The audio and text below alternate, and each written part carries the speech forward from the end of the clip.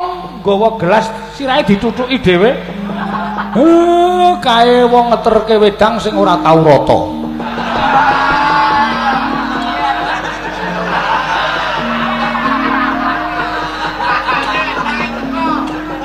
Anggere nganti kliwatan siji sesuk hukume ngono kae. Apa iya kek domongi kok. Mula kudu sing teliti. Iya kek iya. Lah kok lho kae ana wong nganggo sandangan Jawa. Kok lambene dislomoti nganggo rokok kae ngopo kae? Monggo dislomoti dhewe. Ah, kae endi to? Kae. Wah, kae wiyaga sing seneng nguduti udute kancane. Gone dhewe disaki ning jukuki nggone kancane. Kuwi. Wah, ngono to kek. Lah kaya ana sing malah rambene disromoti nganggo cerutu. Kae nek ana dum-duman rokok nganggo gelas, dikukup dilebokke tas. Kae cangkeme disromoti nganggo cerutu. Oh iya to kek. Lah kae kok ana wong nganggo wong wedok ayu lho kek ndi? Kae lho. Wong wedok ayu mongko sandangan Jawa.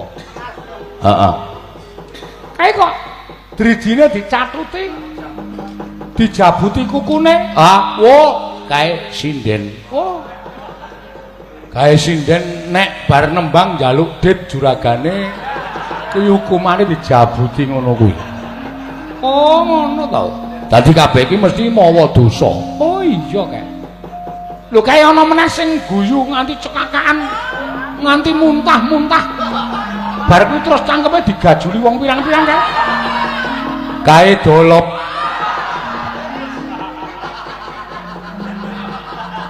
Matine rekoso ngono kae. Wah, ngono lho kae. Heeh. Kae kok ana wong nganggo sandangan Jawa. Mlaku dijegal terus digebuki. Kae wiyaga sing bola-bali nguyuh. Urung wanci ning nguyuh wis nguyuh. Kae hukume kaya ngono kae. Lah kae kok beda dhewe kae. Sendi? Kae lho, ana piyayi kok nganggo sandangan Jawa. Lenggah neng kursi mongko kursine empuk. Sajake kepenak mangan woh-wohan pirang-pirang. Dirubung wong ayu-ayu kae sapa? Oh, kae dalang. Akeh sedakoe mergo nglipur wong pirang-pirang. Lah kok ora gelem turung karo wiyagane, sengit karo wiyagane. Sengit karo wiyagane. Oh, ngono to, Kek? Heeh. Kek? Piye? Aku takon karo sampean. Takon apa? Aku ana iki mestine ana bapakku, ana ibuku. Ibuku sapa? Bapakku sapa, Kek? Walah iki. Nek saiki durung wancine. Lah terus ngene bae. Ayo kowe tak jak ning Karang Kadempel. Mengko kowe tak duduhi bapakmu sapa, ibumu sapa. Ning kowe kudu budidaya goleki bapakmu karo ibumu. Ngono, Kek? Heeh. Ning Karang Kadempel ki ning gone sapa? Ning omahku. Oh, kowe duwe omah to? Wah, ngece bocah. Omahku ya nadyan kaya ngapa wujute ning aku duwe. Karang Kadempel kuwi apa? Desa. Oh, desa. Ya, mengko tak kepungke karo anak-anakku. Wah, kowe duwe anak? Duwe. Apa ana wong wedok sing gelem karo kowe? Lah. Setan ora. Malah ngece karo aku.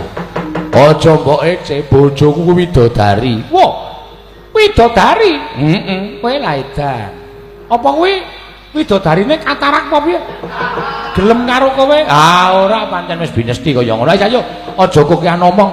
Tak kanthi nang Karang Kadempel, mengko tak duduhi bapakmu karo ibumu, ning kowe kudu wani budidaya. Iya, aku manut kakek. Ayo karo aku. Ayo kek tak derekake Kadempel kek. Ya iki sing jeneng Karang Kadempel iki ya iki. Wah, la elok. Kiwa tengening omahmu lah kok ijo royo-royo tetandurane sarwa becik sarwa apik. Panggula wentahing tetanen pancen ora ming pambudidaya nanging sinartan donga. Sabab Donga tanpa pambudidaya kuwi ya ora ana gunane, pambudidaya tanpa donga kuwi ya muspra ora ana apa-apane. Mula kabeh pancen nganggo srana. Mengkono kek. Iya. Ya meng aku gumun. Ing atase aku bareng tekan Karang Kadempel kene lah kok kowe lah dalah. Sing ning mburi kuwi nek kewan-kewan apa kek? Oh, Trondolo iki. Padake kewan, Truk. Gong, kowe karo aku padake kewan. Sing ngomong sapa? Kaya apa? Satriya sing ning mburi kaya sing ning ngarepe bapak kaya apa? Canom ngendi kowe, Pak? Kowe engko tak kandhani nek wis rampung rembugane. Ora semacam-macam lho, Mir. Kowe iki anake wis 3. Gareng aku Petruk. Ayo. Tumindak ora prayoga kowe, ha? Aja ngawur. Kowe engko tak kandhani aja ndakwa bapak musike. Wes ora kowe iki arep tuwane glidhik. Ceniningan soan. Dengkulmu mlocot. Kowe sapa kek? Iki anakku. Lho. Kuwi anakmu? Heeh. Sing mripate ora bener kuwi sapa? Wah, jan nglarake ati suarane iki, Truk. Ya sabar. Iki Nala Gareng. Nala Gareng. Nala Gareng iki lak sing ngower-ower ning dhuwur kae to, kae Gareng Pung. Sing dhuwur sapa? Sing dhuwur irunge dawa kuwi Petruk. Weh, lah dalah. Ana wong kok jenenge Cakruk. Oh, bagus-bagus budhek. Petruk kok ya Cakruk. Lah sing mripate kaya ndok ceplokan kuwi. Lambene jembare ora jamak kuwi sapa?